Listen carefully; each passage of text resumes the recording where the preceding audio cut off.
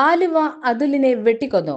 കൊലപാതകം സ്റ്റേഷനിലൊപ്പിട്ട് മടങ്ങുന്നതിനിടെ കരുനാഗപ്പള്ളിയിൽ ഗുണ്ടാപകയെ തുടർന്ന് കൊലക്കേസ് പ്രതിയായ ആലുവ അതുലിനെ വെട്ടിക്കൊന്നു.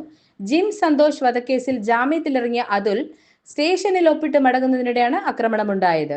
ഹരിയാന രജിസ്ട്രേഷനിലുള്ള കാറിലെത്തിയ സംഘമാണ് കൃത്യം നടത്തിയത്. മാരകമായി വെട്ടേറ്റ അതുൽ ആശുപത്രിയിൽ ചികിത്സയിൽ ഇരിക്കെയാണ് മരണപ്പെട്ടത്. തമിഴ്നാട്ടിലെ തിരുവള്ളൂരിലെ ക്ഷേത്രത്തിൽ നിന്ന് കരുനാഗപ്പള്ളി പോലീസും ഡാൻസ് ഓഫ് സംഘവും സാഹസ്യമായി പിടികൂടിയ പ്രതിയാണ് അതുൽ. ജയിലിലായിരുന്നപ്പോൾ ജയിൽ വാർഡനെ മർദ്ദിച്ച കേസിലും ഇയാൾ പ്രതിയായിരുന്നു.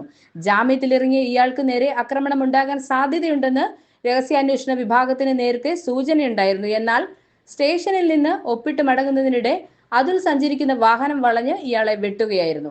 നാട്ടുകാർ നോക്കി നിൽക്കെ നടന്ന കൊലപാതകത്തിന്റെ CCTV ദൃശ്യങ്ങൾ ലഭിച്ചിട്ടുണ്ട്. ഈ ദൃശ്യങ്ങളിൽ നിന്ന് 1-2 പ്രതികളെ തിരിച്ചറിഞ്ഞതായാണ് വിവരം.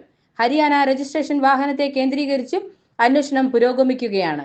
2025 മാർച്ചിൽ നടന്ന ഗുണ്ടാ നേതാവ് ജിം സന്തോഷിന്റെ കൊലപാതകത്തിനുള്ള പ്രതികാരമാണ് ഈ കൃത്യമെന്നാണ് പോലീസിന്റെ പ്രാഥമിക നിഗമനം. ജിം സന്തോഷ് വധക്കേസിലെ 1-ാം പ്രതിയായിരുന്നു അതുൽ. സന്തോഷിന്റെ കൊലപാതകത്തിന് ശേഷം തമിഴ്നാട്ടിലേക്ക് കടന്ന അതുലിനെ തിരച്ചിലിനൊടുവിലാണ് പിടികൂടിയിരുന്നത്. മലബാർ മീഡിയ ന്യൂസിന് വേണ്ടി ധന്യമോൾ, കൊച്ചിയിൽ നിന്നും.